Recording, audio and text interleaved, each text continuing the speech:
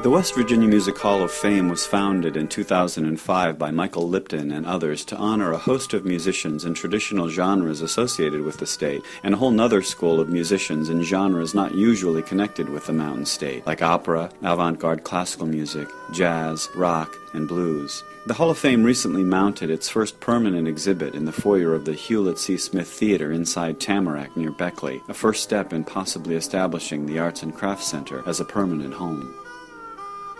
Not to take anything away from the traditional music, country music, the gospel music, but people are very much more familiar with that part of West Virginia music than they are the jazz, opera, rock and roll, blues. There's a rich history of that. He's from Bluefield. Probably his most famous song is Sweet Georgia Brown. He also wrote a lot of songs. Throw Me a Kiss, Will You? Them Their Eyes. He was also the first African-American to own a music publishing house in the United States. And when Duke Ellington went to break into music, he went to New York, sought out Maceo Pinkard because Pinkard was the most successful black songwriter of the era. Pinkard showed him the ropes, took him to Tin Pan Alley. And then when Ellington became famous, he returned the favor by recording a lot of Pinkard's songs.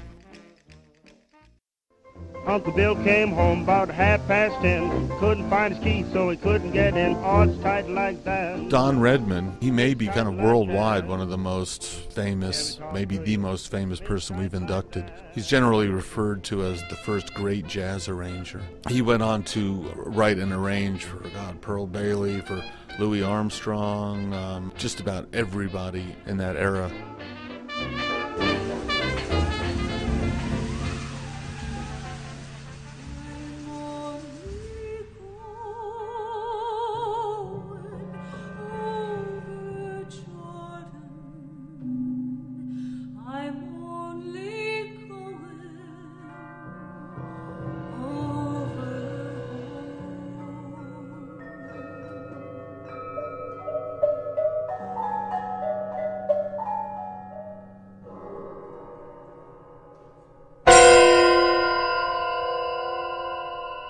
George Crumb, and again, he's someone that people who are familiar with him for his music don't often know he's from here.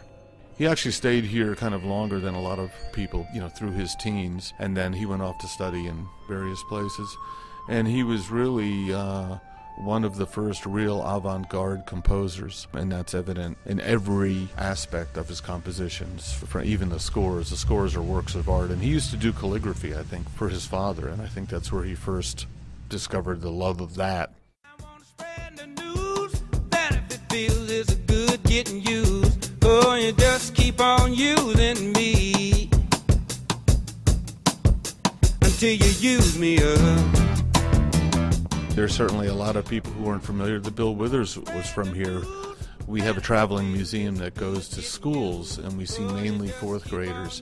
And of everyone that's represented in the trailer, just about every kid knows Lean on Me. That's quite something. One thing about his music kind of encapsulates what's very unique about West Virginia. It's very hard to peg what it is. It's not soul, it's not country, it's not rock, it's not pop, but it's got elements of all that stuff in there. And I think that's what sometimes we struggle with at the state, what's our identity? It's not as clear as some other states are.